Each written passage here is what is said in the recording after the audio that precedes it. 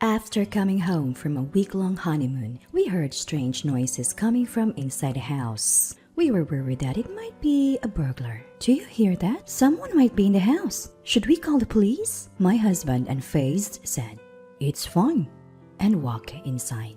I followed him in a hurry and found mother-in-law and sister-in-law inside.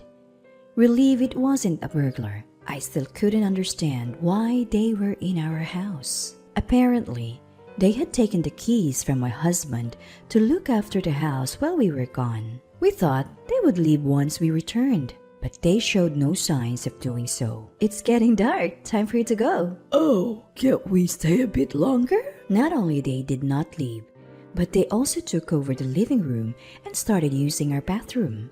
I thought they would surely leave the next day, but even when I came back from work, they were still there. I couldn't take it anymore. I asked my husband to make them leave. He replied, We're all living here now. If you don't like it, you can leave. "All right," I said. Packed a suitcase with essentials and left the house. My name is Adeline, and I am 29 years old, magazine editor. I met my now husband Dave 3 years ago through a friend. With little dating experience, I was drawn to Dave, who was decisive and took the lead. He confessed his feelings, and after dating for 3 years, we got married. Whether choosing a new home or a wedding venue, he was dependable and made things run smoothly. Life was good with him, but I'd been stressed with mother-in-law and sister-in-law. Dave's father passed away 10 years ago, so it's just mother-in-law and sister-in-law who is 27. We kept our distance before the wedding, but now they become more intrusive. Mother-in-law calls almost every day asking us to increase her monthly allowance. Even $200 would be fine, she pleads. Since Dave is the only providing the money, I tell her to talk to him, but she blames me for not being able to increase the allowance. I also get lectured about not visiting their house often enough for cleaning and other duties. On top of that, sister-in-law visits us unannounced, usually when I'm cooking dinner. "Just making food? I'm hungry, so hurry up," she says, sitting on the sofa and eating dinner before leaving. Even after telling her to inform us before coming, nothing changed. Since they're Dave's family, I didn't strongly refuse expecting Dave to step in for me, but that hasn't happened. 6 months into our marriage, Dave and I finally had a chance to go on our long-delayed honeymoon. Our destination was Europe, where we unwound and enjoyed ourselves to the fullest, free from our usual stress.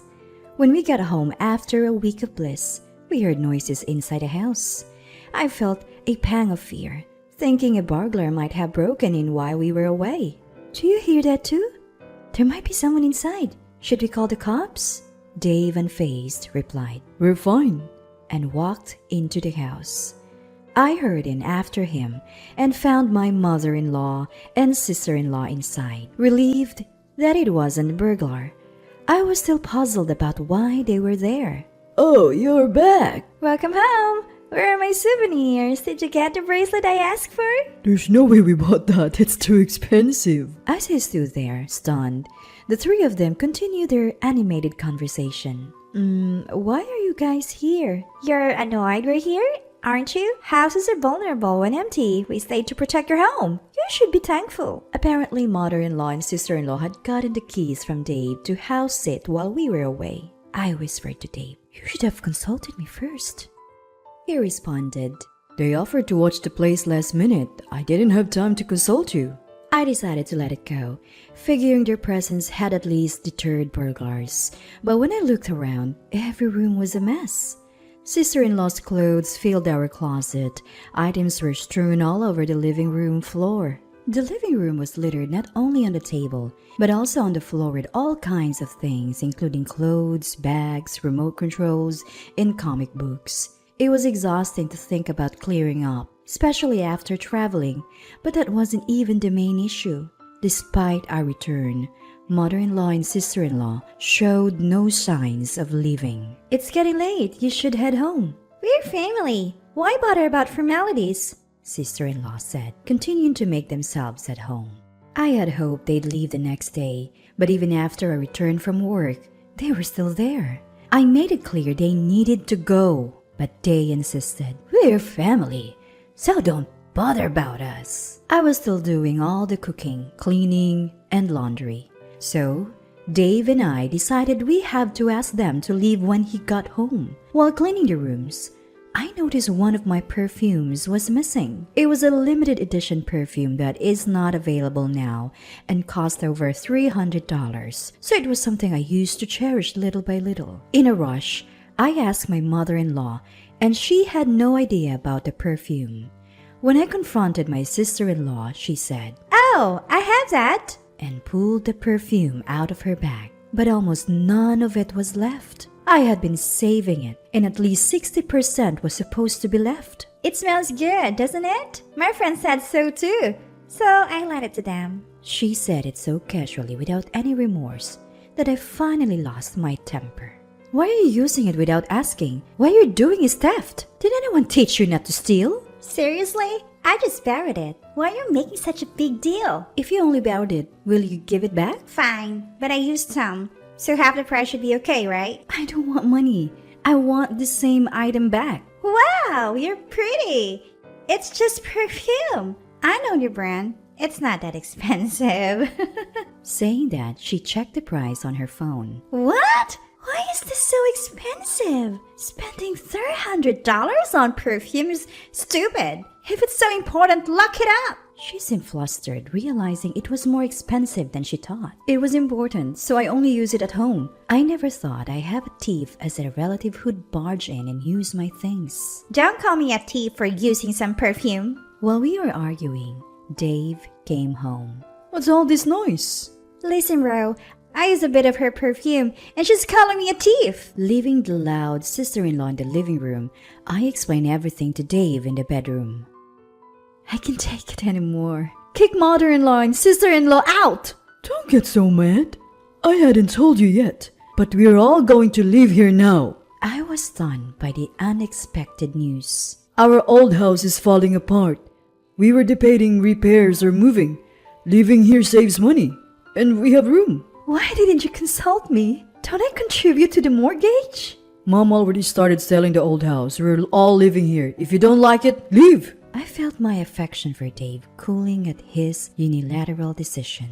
Understood. With that, I began packing only the essentials into my suitcase. Dave didn't stop me. Instead, he said, Running away after a fight is childish, and returned to the living room. Mother-in-law and sister-in-law smirked as they watched me pack. As soon as I stepped out the door, they locked it behind me. I had no intention of ever going back to that house, so I felt nothing about leaving. I stayed at a hotel and contacted my boss, so I often consult with, to take a few days off. During that break, I found a new place to live and informed my parents that I had moved out because my mother-in-law and sister-in-law had moved in, and Dave told me to leave. I also told my worried parents that I planned to divorce Dave. The only message I received from Dave during this time was an email saying, You can come back if you repent. They both said they'd forgive you. When I told Dave over the phone that I wanted a divorce, he first responded, You're divorcing me over this?